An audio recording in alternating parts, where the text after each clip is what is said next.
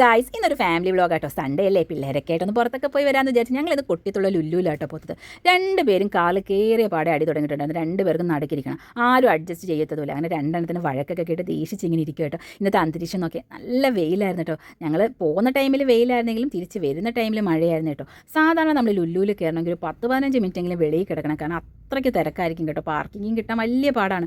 പക്ഷേ ഇന്ന് ചെന്നപ്പം തിരക്കേ ഇല്ലായിരുന്നു. പക്ഷേ സൺഡേ ആയതുകൊണ്ട് ഞങ്ങൾ വിചാരിച്ച് ഭയങ്കര തിരക്കായിരിക്കും എന്നൊക്കെ വിചാരിച്ചാൽ പോയത്. പക്ഷേ ഒട്ടും തിരക്ക് തന്നെ ഇല്ലായിരുന്നു കേട്ടോ. ഞങ്ങൾക്ക് ഒരുപാട് സാധനങ്ങളൊന്നും എടുക്കാനില്ലായിരുന്നു. കുറച്ച് വെജിറ്റബിൾസും പിന്നെ ചേച്ചി ബോഡി ലോഷനോ ബോഡി ക്രീമൊക്കെ എടുക്കുന്നുണ്ടായിരുന്നു കേട്ടോ. അല്ലാണെങ്കിൽ ചെന്നാൽ പിന്നെ ഭയങ്കര ഗുരുത്തൊക്കെ കേട്ടോ. ഇതിനകത്തൊക്കെ കയറിയിരിക്കൽ ഓട്ടവും മേളവും ഒക്കെയാണ് ഞങ്ങൾക്ക്. പിന്നെ പിള്ളേർക്ക് കുറച്ച് സ്നാക്സ് ഒക്കെ എടുക്കണമായിരുന്നു കേട്ടോ. നല്ല ഫ്രഷ് വെജിറ്റബിൾസ് ആയിട്ട്. വെജിറ്റബിൾസ് മാത്രമല്ല, ഫിഷും ഒക്കെ നല്ല ഫ്രഷ് ആയിട്ടുള്ള ഐറ്റംസാണ്. നമ്മൾ പിന്നെ ഫിഷൊന്നും എടുത്തിട്ടില്ല, കാരണം ഞങ്ങൾക്ക് നല്ല അടിപൊളി ഫ്രഷ് മീൻ കിട്ടുന്ന സ്ഥലമല്ലേ. അപ്പോൾ പിന്നെ ഞങ്ങൾക്ക് ഇതിൻ്റെ ആവശ്യമില്ലല്ലോ. ഞങ്ങൾ കാവനായിട്ടുള്ള ആൾക്കാരല്ലേ, അപ്പോൾ ഞങ്ങൾക്ക് അടിപൊളി ഫ്രഷ് മീനായിട്ടോ കിട്ടുന്നത്.